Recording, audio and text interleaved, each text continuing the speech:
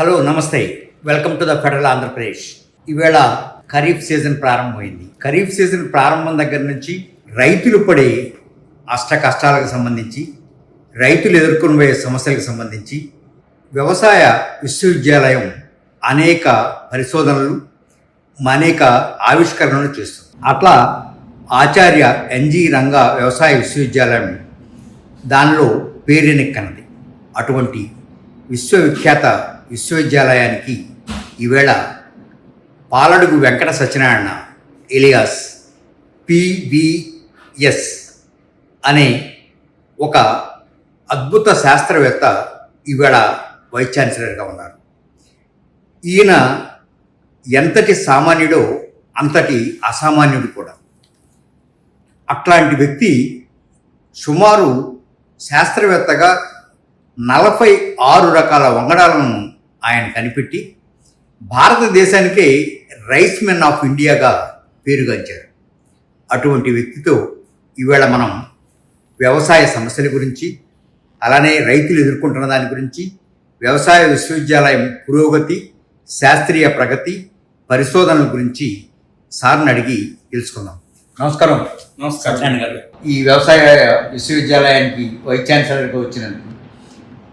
ఇప్పుడు వ్యవసాయ విశ్వవిద్యాలయం ఏర్పడి 60 ఏళ్ళే.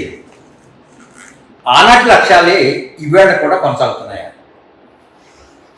ఒక రకంగా చెప్పాలంటే 62 సంవత్సరాల ఈ సుదీర్ఘ ప్రయాణంలో యూనివర్సిటీ ఎప్పటికప్పుడు కాలానుగుణంగా పరిశోధనలోను, విస్తరణలోను, అలాగే టీచింగ్ మెథడ్స్లో కూడా మార్పు చేసుకుంటూ వస్తున్నాం.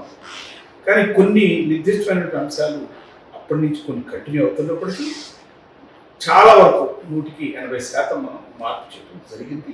తద్వారా అంటే మనకు అవసరాలను బట్టి మనం మార్పు చేయాలి. వ్యవసాయ విశ్వవిద్యాలయం ఇటీవల కాలంలో కనిపెట్టిన 7 వంగడాలు గురించి కొంచెం సంక్షిప్తంగా చెప్పండి. అంటే మనకు తెలుసండి, వివిధ పంటల్లో అంటే అటు వరి కానీ, మొక్కజొన్న కానీ, ఇతర పంటలు ఏంటంటే ఎప్పటికప్పుడు పరిశోధన ద్వారా వచ్చినటువంటి వెరైటీని మన పరిశోధన స్థానంలో పరీక్ష జరిగిన తర్వాత విస్తృత స్థాయిలో రైతుల దగ్గర కూడా మినీకిట్ రూపంలో పరిశీలన జరిగిన తర్వాత దాన్ని జాతీయ స్థాయిలో కానీ లేదా రాష్ట్ర స్థాయిలో కానీ వాటి యొక్క దిగుబడి ఫలితాల ఆధారంగా దాని విస్తీర్ణం ఎంత ఉంది దాని ఆధారంగా ఆ ఉత్పత్తి యొక్క రైతు దాన్ని కానీ కన్జ్యూమర్ కానీ ఇష్టపడుతున్నాడు ఆధారంగా ఆ రకాలు జరిగే సంవత్సరం జరుగుతూ ఉంటుంది. అలా ప్రతి సంవత్సరం 7 నుంచి 15 రకాలు మన యూనివర్సిటీ నుంచి అటు రాష్ట్ర స్థాయిలో కానీ జాతీయ స్థాయిలో కానీ మనం విడుదల చేస్తాం. ఇటీవల కాలంలో బీటీ పత్తి వంగడాన్ని యూనివర్సిటీ నుంచి తొలిసారి దేశంలో తొలిసారిగా విడుదల చేసినట్టు విన్నాం.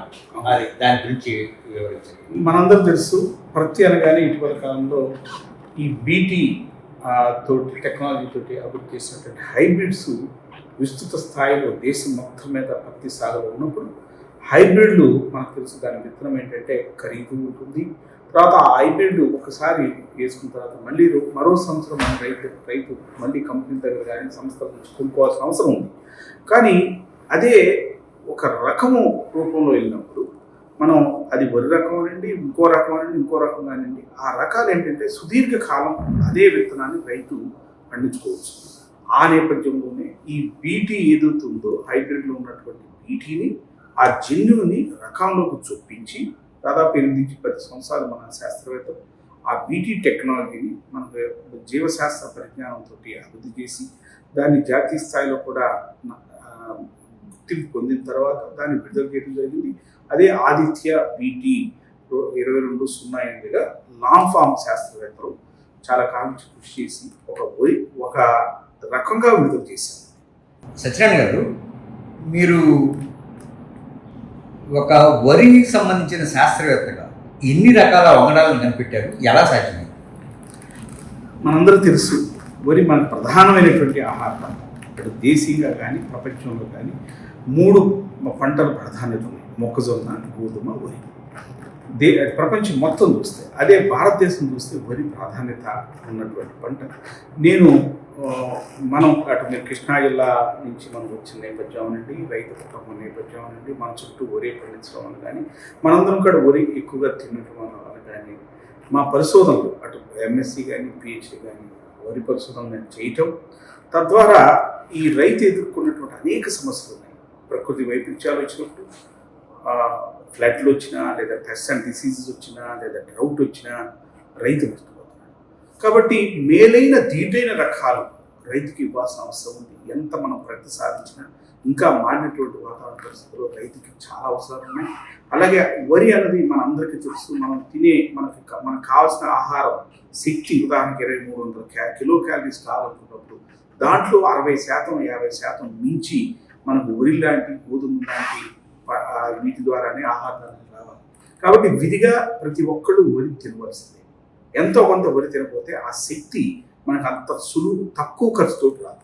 కాబట్టి వరి మనకి మూలాధారం. కాబట్టి మన రైతులు మనం రక్షించుకోవాలి. మనకు కావాల్సినటువంటి మేలైన దీటైన చీడపీడలు తట్టుకునే రకాలు, ప్రకృతి వైపరీత్యాలు అధిగమించే రకాలు కావాలని ఒక రకంగా స్టూడెంట్ లెవెల్లో ఉన్నప్పటి నుంచి నాకు మనసులో పడటం. అలాగే మార్టైర్ లాంటి వరి పరిశోధన స్థానంలో 101 సంవత్సరం దాటి పరిశోధన పెట్టిన పరిశోధన స్థానంలో మేము చేరటం, అక్కడి నుంచి రైతుకి ఏం కావాలని దాని మీద పూర్తి అవగాహన మాకు కలిగి ఉండటం, సాగు ఖర్చు గణనీయంగా తగ్గించి ఉత్పత్తి పెంచుతూ, ఉత్పత్తి వ్యయాన్ని తగ్గిస్తూ రైతుకి నిలకడ ఆదాయం పెంచాలి అన్నది ఒక బలమైన కోరికగా, రైతు కళ్ళల్లో ఆనందం చూడాలి. మనం పండించేది కొన్ని సందర్భాల్లో వరి తప్ప వేరే పండించలేము. ఉదాహరణకి తుఫాన్లు ఎక్కువయ్యి, అలాగే డెల్టా ప్రాంతంలో ఖరీఫ్లో వరి ప్రాధాన్యంగా పండించాలి. కాబట్టి దానికి మేలైన దిగుబడి ఇవ్వాలి అన్నప్పుడు ఒక రకమైనటువంటి ఒక దీర్ఘకాలిక ప్రణాళికతోటి స్వల్పకాలిక, మధ్యస్థకాలిక, దీర్ఘకాలిక రకాలు మన రాష్ట్రంతో పాటు ఇతర రాష్ట్రాల్లో కూడా మన జాతీయ స్థాయిలో మనకి మార్కెట్ గుర్తింపు ఉంది. కాబట్టి అక్కడ మేము తయారు చేసినటువంటి రకాలు జాతీయ స్థాయిలో కూడా మన్నలు పొందుతున్నాయి. కాబట్టి మేము చేసిన పరిశోధనలు మనకే కాదు, యావత్ భారతదేశానికి ఆహార పద్ధతికి మూలం అవుతుంది అన్నటువంటి ఒక ముఖ్య ఉద్దేశంతో, ఒక ఆశయంతో మేము పనిచేసినప్పుడు ప్యాషన్ సుదీర్ఘకాలం 32 సంవత్సరాలు ఆ వరిలోనే ఉన్నప్పుడు మేము చేపట్టినటువంటి పరిశోధనలు మొదటి సంవత్సరం చేపట్టి 8వ సంవత్సరం రావడం ఫలితాలు, 2వ సంవత్సరం మొదలుపెట్టి 9వ సంవత్సరం రావడం ఫలితాలు, అలా దీర్ఘకాలికంలో అనేక రకాల రూపకల్పన చేయటానికి నాకు అవకాశం అవుతుంది. అక్కడ ఆ పరిశోధనలోనే సుదీర్ఘకాలం ఉండటమే, అలాగే రైతుల యొక్క సమస్యలు ఎప్పటికప్పుడు మారిన ఆహార అలవాట్లతో పాటు సమస్యలని అటు ప్రొడ్యూసరు, మిల్లరు, కన్జ్యూమర్ యొక్క అవసరాలను దృష్టిలో పెట్టుకున్నప్పుడు దాని మీద ఒక రకమైనటువంటి ఇంకా అటాచ్మెంట్ పెరిగి రకాలు మనం గుర్తించి జాతీయ స్థాయిలో విడుదల చేయడం అనేది జరిగింది. ఇప్పుడు ప్రస్తుతం ఇప్పుడున్న వాతావరణ పరిస్థితుల్లో ఎల్నినో కొనసాగుతున్నప్పుడు రైతులు ఏం చేయాలి, ఏం చేయకూడదు అనే అవగాహన కార్యక్రమాన్ని యూనివర్సిటీ తరఫున ప్రారంభిస్తే మళ్ళా ఇప్పుడు రైతులకు వివరిస్తారు. తప్పనిసరిగా అండి. మనకు తెలుసు, మనకు ఎల్నినో ప్రభావాలు గత డికేడ్స్ నుంచి, దశాబ్దాలుగా నుంచి ఎల్నినో రావటము, కొన్ని సందర్భాల్లో తీవ్రంగా ఎల్నినో ఉండటము, వర్షాభావ పరిస్థితులు ఉండటము, పంటలు దిగుబడి తగ్గటము, కరువులు వచ్చినటువంటి సందర్భాలు. 1875లోనే ఒక సూపర్ ఎల్నినోగా వచ్చినప్పుడు ప్రపంచం మొత్తం మీద 4 కోట్ల మంది జనాభా చనిపోతే, భారతదేశంలో 55 లక్షల మంది చనిపోతే, ఈ రాష్ట్రంలో ఇక్కడ ఈ గుంటూరు ఇతర ప్రాంతాల్లో డొక్కల కరువు పేరు మీద 3 లక్షల మంది చనిపోయారు. అలాంటి ప్రభావం గతంలో ఉన్నమాట వాస్తవం. కానీ ఆ తర్వాత ప్రభుత్వాలు ఏం చేసినాయంటే ఈ ఇరిగేషన్ ప్రాజెక్ట్స్ మీద దృష్టి పెట్టాయి. గతంలో ఇంత ఇరిగేషన్ ప్రాజెక్ట్స్ లేవు. ఈరోజు ఎల్లిలో వచ్చిన మనకున్న ఇరిగేషన్ ప్రాజెక్ట్ యొక్క పొటెన్షియల్ వల్ల చాలా వరకు అందించగలం. అలాగే మీరు అన్నారు, ఈ యూనివర్సిటీ ఏం చేస్తుంటారు. మేము గత 40 సంవత్సరాల నుంచి ఆచార్య ఇంజనీరింగ్ వ్యవసాయ విజ్ఞానంలో అప్పటికప్పుడు వస్తున్నటువంటి కరువు పరిస్థితులు కానివ్వండి, ఎల్లిలో ప్రభావం ఎంత ఉంటుందనేది అంచనా వేస్తూ, ముఖ్యంగా IMD ఇచ్చే డేటాను ఆధారంగా, క్రీడా ఇచ్చేటువంటి సూచనల ఆధారంగా మన రాష్ట్రంలో ప్రతి జిల్లాకి, ప్రతి మండలానికి వర్షాభావ పరిస్థితులు ఎలా ఉంటాయి, వర్షాలు ఎప్పుడు పడతాయి, ఆ గ్యాప్ ఎప్పుడు వస్తుంది, ఆ పంట సరళలో మార్పు ఏం చేయాలి, ముందు నాటుకోవాలా, ముందు విత్తుకోవాలా, లేదా ఆలస్యం చేయాలా, ఆ వర్షాభావ పరిస్థితులు వేరే చేసుకుని ఎప్పటికప్పుడు తయారు చేయడం అనువైతే.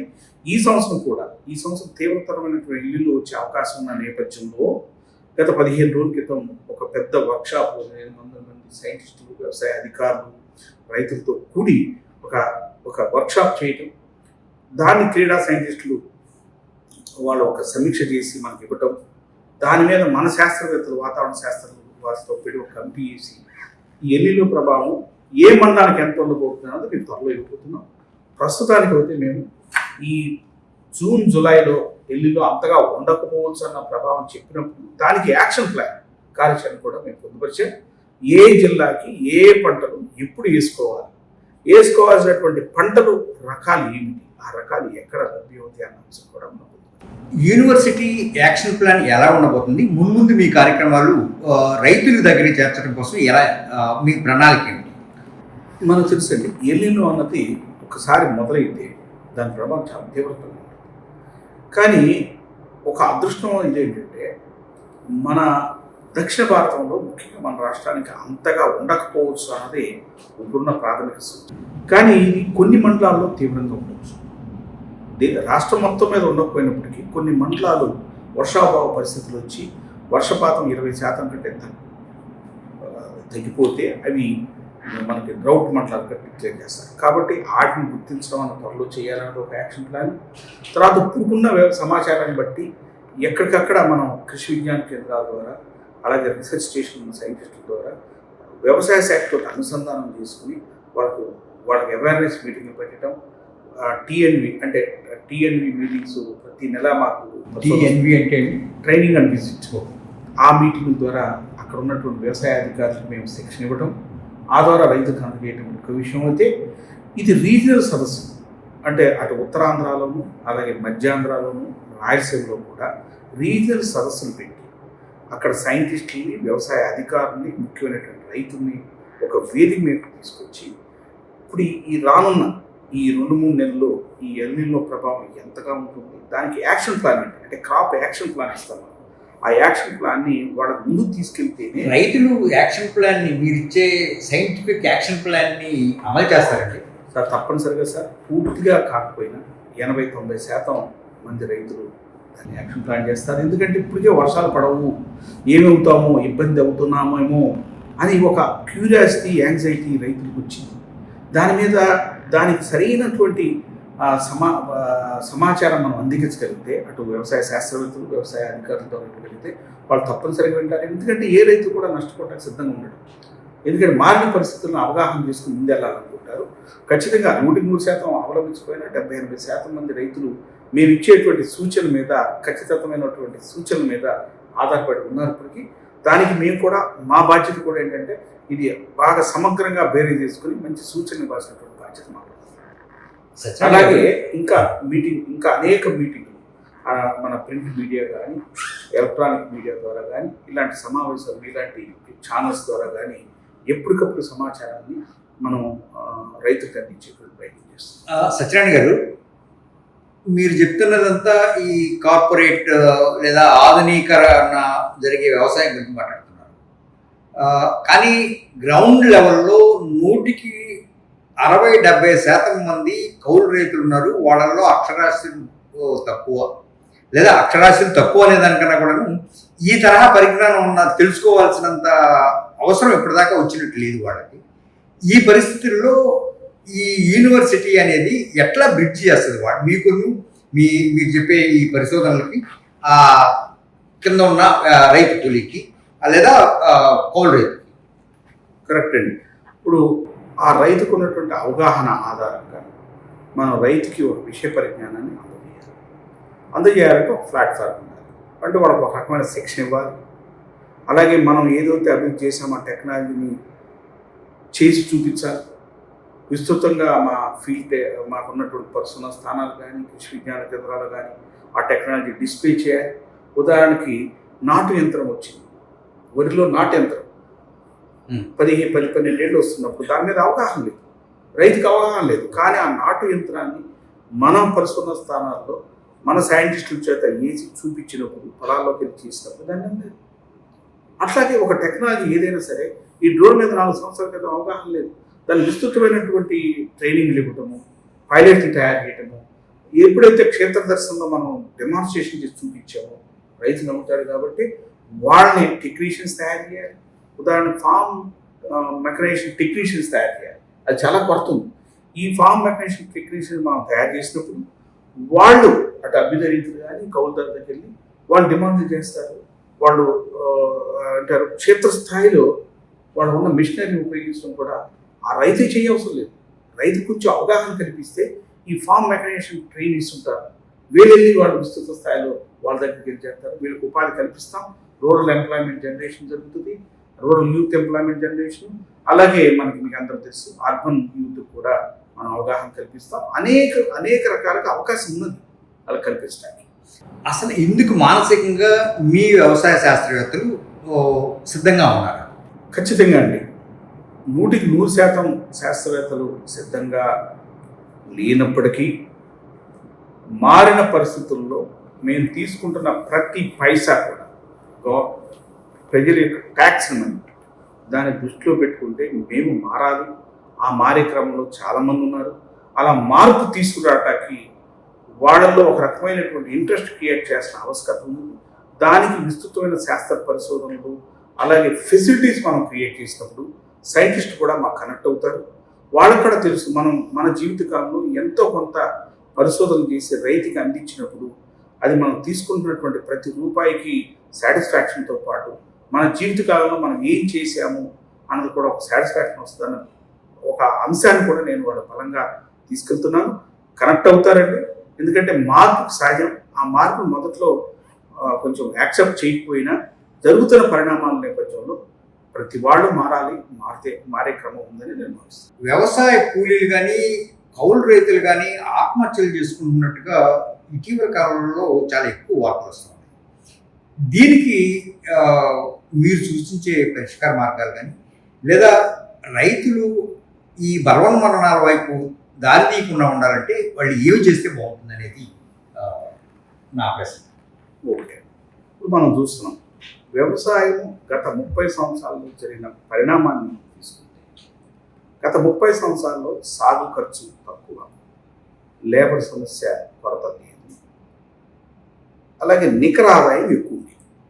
అలాగే గత 30-50 సంవత్సరాల క్రితం భూసారం బాగుంది. ఎప్పుడైతే భూసారం పంట తర్వాత పంట నిరంతర పంటలు వేస్తున్నప్పుడు భూసారం తగ్గిపోయింది.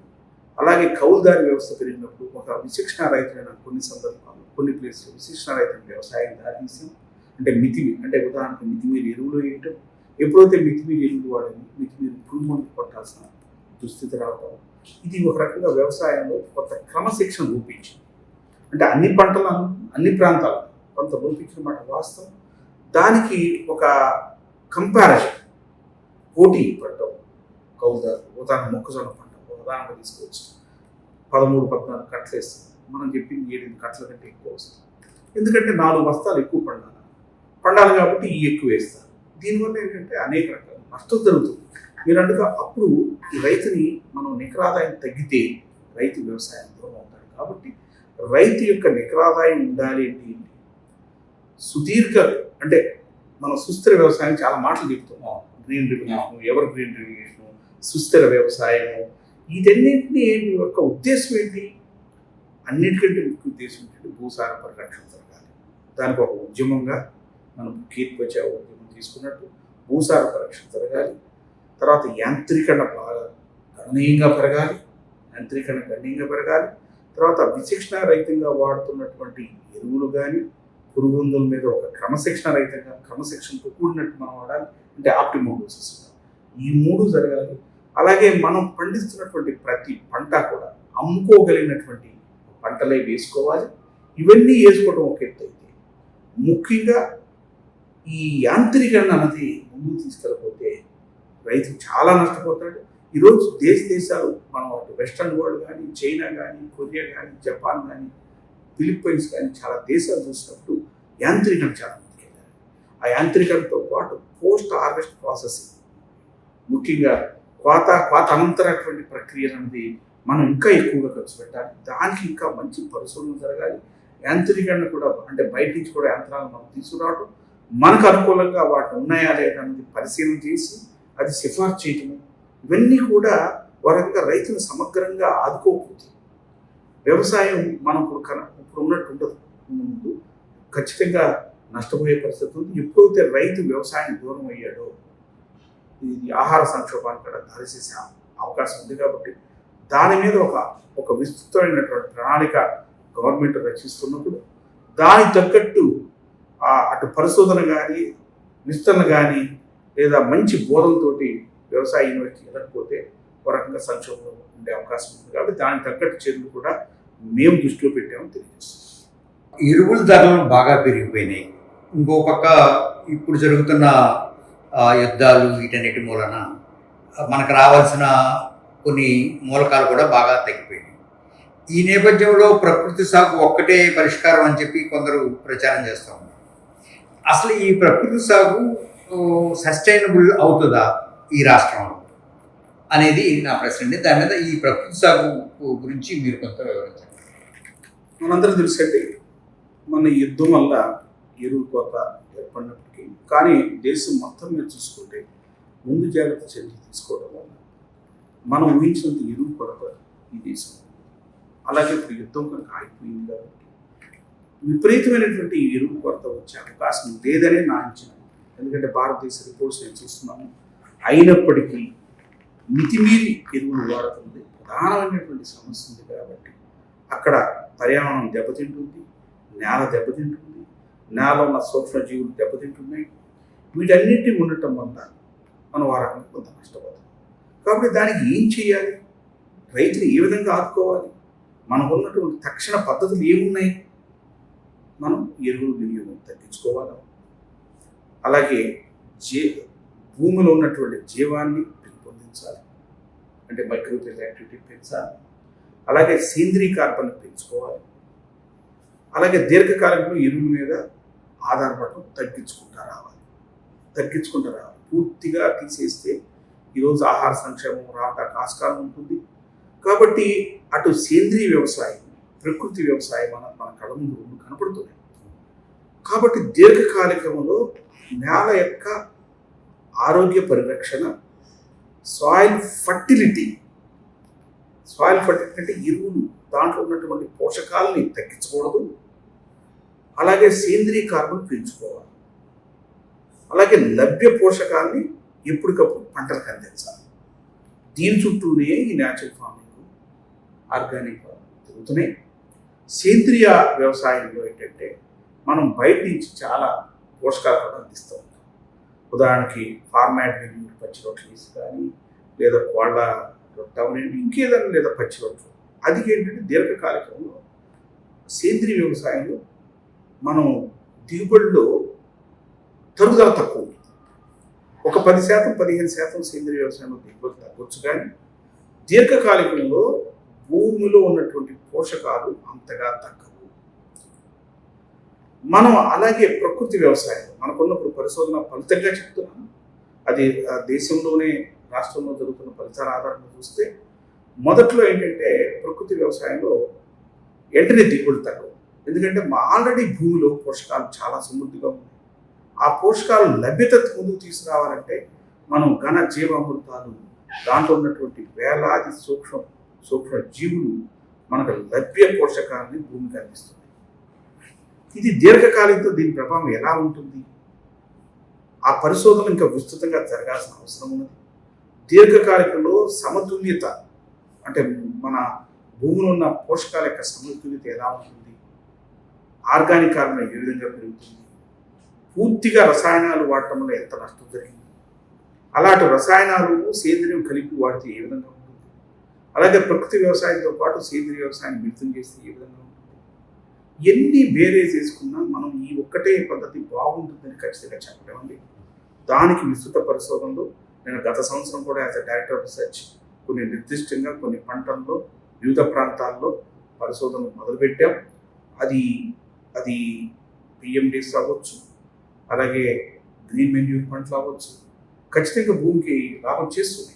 అది ఏ మేరకు లాభం చేస్తుంది, దీర్ఘకాలికంలో వీటి ప్రభావం ఎంత ఉంటుంది, స్వల్పకాలికంగా కాదండి, దీర్ఘకాలంలో 5 నుంచి 10 సంవత్సరాల వ్యవధిలో వీటి ప్రభావం ఎంత ఉంటుంది అని చూడాలి. అలాగే మాకున్న విస్తృత పరిశోధన ఆధారంగా అటు ఊర్లో కానీ ఇతర పంటల్లో మనం లాంగ్ టర్మ్ ఫర్టిలిటీ ఎక్స్పెరిమెంట్స్ వివిధ పరిశోధన స్థానాలు చేస్తున్నాం. వివిధ పంటల్లో మనకి సేంద్రియ వ్యవసాయం కొద్ది మేర రసాయనిక ఎరువులు వాడి, అంటే అది 50% 50% వాడటం వల్ల భూసార పరిరక్షణ దీర్ఘకాలంతో పాటు సూక్ష్మజీవుల వృద్ధి కూడా కలగడంతో పాటు దిగుబడిలో పెనాల్టీస్ లేకుండా ఉండే అవకాశం ఉందన్నది మాకున్న ఫలితాలు చూపిస్తున్నాయి. కాకపోతే ఇటీవల కాలంలో మన ప్రకృతి వ్యవసాయం గురించి ఎక్కువ మాట్లాడుతున్నాం. అది దాన్ని ఇంకా లోతుగా ఆ సైన్స్ని కూడా లోతుగా అర్థం చేసుకుని దాని మీద మనం చేయగలిగితే మనకున్నటువంటి విస్తృతమైన శాస్త్రవేత్తలు ఉన్నారు మనకి, దాన్ని ఆ నైపుణ్యతను ఉపయోగించుకుని దాని మీద కూడా దీర్ఘకాలికంగా ఒక మంచి పరిశోధన చేసి అది ఈ విధంగా మనకు ఉపయోగపడుతుంది. సేంద్రీయ వ్యవసాయం, ప్రకృతి వ్యవసాయం, కెమికల్స్ మీకు ఏ విధంగా మిళితం చేయాలన్న అంశం కూడా మేము పరిశోధన చేస్తున్నాం తెలియజేస్తాం. సత్యనారాయణ గారు చాలా అంశాలు వివరించారు. నా ప్రశ్న, మీ భవిష్యత్ యాక్షన్ ప్లాన్ ఏంటి? నిజంగానే మీ యూనివర్సిటీ రైతులు, ఈ రాష్ట్రంలో ఉన్న రైతుల సమస్యలను పరిష్కరించే దిశగా మీ ఓరియంటేషన్ కానీ మీ రీసెర్చ్ కానీ సాగుతుంది? తప్పనిసరిగా అండి. ఈరోజు ఏంటంటే మనం రైతుకి టెక్నాలజీ దగ్గరగా తీసుకెళ్ళాలి, అలాగే రైతుకి టెక్నీషియన్స్ దగ్గరగా తీసుకెళ్ళాలి, రైతు యొక్క కెపాసిటీని పెంచాలి, ఒక అనుసంధానకర్తలు తయారు చేయాలి. ఉదాహరణకి ఇప్పుడు మనం అందరం మాట్లాడుతాం డీప్ టెక్, అగ్రిటెక్, ఇవన్నీ అంత పెద్ద పదాల్లో సరళీకృతం చేస్తుంది రైతుకి. Agritech and skill incubation centres పెట్టాలి. ఆ ఇంక్యుబేషన్ సెంటర్లో మన రైతుకి ఏది కావాలని ట్రైనింగ్ ఇవ్వడం, అనేక అంశాల మీద ట్రైనింగ్ ఇస్తాం. అది డ్రోన్ యూసేజే కావచ్చు. దాన్ని అదొకటి agritech and skill incubation centres. అంటే ఏంటండి దాంట్లో ఏం లేదండి, అగ్రిటెక్ మనకి అగ్రిటెక్ అనగానే ఇప్పుడు డ్రోన్ టెక్నాలజీ అవనండి, అది మిషనరీ అవనండి, ఇవన్నీ ఎక్కడ ఉన్నాయి అవన్నీ మనం డిస్ప్లే చేయడం, దాని మీద వాళ్ళకి ట్రైనింగ్ ఇవ్వడం. అలాగే farm mechanisation and training centre, ఇది మనకు కావాల్సిన చిన్న సన్నకారు రైతులకి ఏమి ఇంప్రూవ్మెంట్స్ అవసరం, అది స్ప్రేయర్లుగా అవ్వచ్చు, ఇంకా అడ్వాన్స్డ్ అవ్వచ్చు, కోతానంతర మిషనరీ అవ్వచ్చు, దానికి ఏమేమి లభ్యమవుతుంది, దాని మీద ఆ ఫార్మ్ మెకనైజేషన్ ఏ విధంగా తీసుకురావాలి, లేబర్ని ఒక ఎకరానికి డ్రాస్టిక్గా 50% తగ్గించాలి. ఇవన్నీ సాధ్యమే? ఇవన్నీ సాధ్యం. ఈ మార్పు ఎంతకాలం లోపల చేస్తారు? ఇవన్నీ ఏంటంటే 6 నెలలు పట్టవచ్చు, 2 సంవత్సరాలు పట్టవచ్చు. దీనికి ఒక నివేదికగా తయారు చేసి మాకున్న రిసోర్సెస్ కూడా ఉన్నాయి. ఫార్మ్ మెకనైజేషన్ చేయాలంటే మా కాలేజెస్ ఉన్నాయి, కెమికల్ ఉన్నాయి, దాన్ని పూల్ చేస్తాము, అక్కడ ఒక ట్రైనింగ్ ఆర్గనైజ్ చేస్తాము. ఉన్నటువంటి రిసోర్సెస్ అన్ని పూల్ చేసి ఒక కాన్సన్ట్రేటెడ్గా వాడు చేయటం, ఇది ఒకటి అవసరం. అలాగే మేము బయో ఫర్టిలైజర్ చేస్తున్నాము, ఇవన్నీ చాలా ఉన్నాయి. వీటన్నింటినీ రైతుకి అందుబాటులో తీసుకురావాలి. నేను అమరావతిలో బయో ఫర్టిలైజర్ చేస్తాను, దాన్ని మనకి శ్రీకాకుళంలో లేదా ఇంకో రైతు కావాలంటే ఎలా ఉంటుంది. కాబట్టి మేము ఉత్పత్తి చేసేటువంటి బయో ఫర్టిలైజర్స్ కానీ ఇతర కూడా ప్రతి జిల్లాలో కూడా మా పరిశోధన స్థానాల్లో ఒక యూనిట్ కౌంటర్గా పెట్టుకోవచ్చు. దానికి గవర్నమెంట్ పెద్ద ఎక్కువైన డబ్బులు అవసరం, కాకపోతే మనకు కావాల్సిన ఒక కార్యాచరణ. అలా బయో ఇన్పుట్స్ వాటిని రైతులు తీసుకెళ్తాం. అవి జీవామృతాలు అవ్వచ్చు, ఘనజీవామృతాలు అవ్వచ్చు, బయో పెస్టిసైడ్స్ అవ్వచ్చు, బయో ఫెర్టిలైజర్స్ అవ్వచ్చు. మేము తయారు చేస్తున్నాన్ని రైతుకి అందించడం ద్వారా దాని మీద విస్తృతంగా రైతుకి అవగాహన కలిగితే దాన్ని తయారు చేసేటువంటి కంపెనీలు వస్తాయి.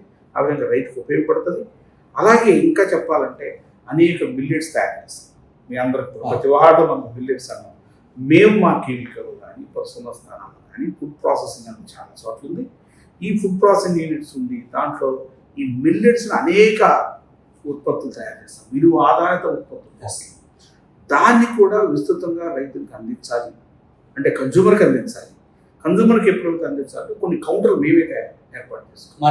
మార్కెటింగ్ అన్నది ఎవరో కాదు, మనకున్న విస్తృతమైనటువంటి యూనిట్స్ ఉన్నాయి, పరిశోధన యూనిట్స్ కెమికల్లో.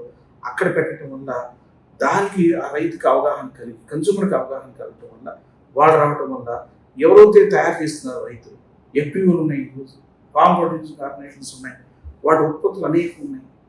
వాటి ఉత్పత్తులు కూడా మనం అనుసంధానం చేసుకుని మన కౌంటర్స్లో అప్పగలిగితే ఎఫ్పిఓస్ అంటే రైతులు లాభపడతారు. వాళ్ళకి లాభమే పరోక్షంగా మనం చేసినట్టు. అలాగే వాళ్ళకి ఎఫ్పిఓలు కూడా ఇంకా అవగాహన కల్పించాలి. మేము అట్లాంటి సదస్సులు ఏర్పాటు చేయాలి. అలాగే అనేక సర్టిఫికేట్ కోర్సెస్ ఇవ్వాలి. ఉదాహరణకు ఆర్గానిక్ ఫార్మింగ్ సర్టిఫికేట్ కోర్స్ ఇవ్వాలి. ఆల్రెడీ పాలిటెక్నిక్ పెట్టినా కానీ ఇంకా కొంతమంది యువత ఉన్నారు, ఆ యువతకి మనం అవగాహన కల్పించగలిగితే దాని మీద మనం. అలాగే న్యాచురల్ ఫార్మింగ్ సర్టిఫికేట్ కోర్సెస్ ఇవ్వాలి. అలాగే ఫార్మ్ మెకనైజేషన్ మీద టెక్నీషియన్స్ తయారు చేయాలి. టెక్నీషియన్స్ తయారు చేయడానికి సర్టిఫికేట్ కోర్సులు కావాలి, శిక్షణ కావాలి. ఐటీఎస్ ఏ విధంగా సక్సెస్ అయిందో దాని విధంగా కూడా మనం చేయగలిగితేనే ఇది పెద్ద ఎత్తున ఈ mechanisation related, post harvest process related మన ముఖ్యమంత్రి గారు పదే పదే వాడుతుంటారు. ఇవన్నీ చేయండి, అలాగే పంటల సరళలో మార్పు తీసుకురండి. ఆ మార్పు ఏ విధంగా రైతుకి లబ్ధి పొందుతుంది, దానికి తగ్గట్టు మనకు ఉన్నటువంటి శాస్త్రవేత్తల పరిజ్ఞానాన్ని ఒక రకంగా క్రోడీకరించి అనేక రూపాల్లో ముందుకు తీసుకెళ్తే ఖచ్చితంగా అంటే మన ఆశయము ఎన్ని 6 నెలలు నెరవేరకపోవచ్చు, సంవత్సరం పట్టవచ్చు, 2 సంవత్సరాలు పట్టవచ్చు. దానికి అభ్యుదయ చాలామంది ఉన్నారు. సిఎస్ఆర్ ఫండ్స్ ఇచ్చేవాళ్ళు ఉన్నారు, గవర్నమెంట్ దృష్టి మళ్లించినప్పుడు గవర్నమెంట్ ఫండింగ్ ఇవ్వచ్చు. ఆ విధంగా ఒక రకమైనటువంటి వాతావరణాన్ని సృష్టించడం ద్వారా ముఖ్యంగా వ్యవసాయ యూనివర్సిటీ రైతుకి చెరువు అయ్యింది అంటే అనేక విభాగాల ద్వారా తీసుకురావచ్చు. అది కిసాన్ మేళాలు అవ్వచ్చు, ఫామ్ మెకనైజేషన్ మేళాలు అవ్వచ్చు. త్వరలో పెద్ద ఫామ్ మెకనైజేషన్ మేళా ఇక్కడ పెట్టబోతున్నామండి. అది రీజనల్ సదస్సుగా తీసుకొస్తున్నాం. సదర్న్ స్టేట్స్లో పెట్టి మెగా మెకనైజేషన్ మేళా పెట్టి A to Z ఒక పంటకి విత్తుని కానించి నేల తయారు చేసిన కానించి కోత కోసిన తర్వాత పోస్ట్ హార్వెస్టింగ్ తర్వాత వాల్యుయేషన్ వరకు ఏ మిషనరీ ఉంటుంది అది రైతుకి చూపించగలిగితే దానికి సంబంధించినటువంటి కంపెనీలు కూడా మన దగ్గరకు వస్తాయి. వాళ్ళ మార్కెటింగ్ జరుగుతుంది. రైతుకి సులభతరంగా టెక్నాలజీ మీద అవగాహన. ఈరోజు 100% అన్నీ అవ్వదు, కాబట్టి కాలక్రమేణా ఆ టెక్నాలజీ అడాప్ట్ చేస్తారు. దానికి యాక్షన్ ప్లాన్ మా నుంచి ఉండాలి. దానికి తగ్గట్టే మా యాక్షన్ ప్లాన్ ఉంటుందని తెలియజేస్తాం. సత్యనారాయణ గారు, ఒక ప్రతిష్టాత్మకమైన యూనివర్సిటీకి మీరు వైస్ ఛాన్సలర్గా వచ్చారు. మీరు పెట్టుకున్న ఒక 3 లక్ష్యాలు టకటకా చెప్పండి. అన్నిటికంటే ప్రాధాన్యత మా పరిశోధనలు, విస్తరణలు, అలాగే బోధనలో క్వాలిటీ పెరగాలి. మా శాస్త్రవేత్తలకి క్వాలిటీ పెరగాలి అంటే దానికి తగ్గట్టు మంచి ఇన్ఫ్రాస్ట్రక్చర్ ఇవ్వాలి. అలాగే ఎక్కువ మంది శాస్త్రవేత్తలు దానికి తగ్గట్టు ఉంచాలి.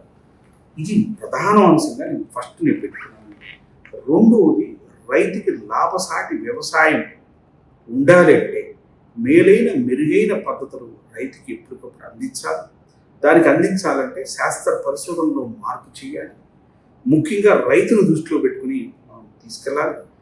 మూడోది ముఖ్యంగా చెప్పాలంటే ఫామ్ మెకనైజేషన్, ఏదైతే యాంత్రీకరణ అంటే ఈరోజు యంత్రమే మంత్రం.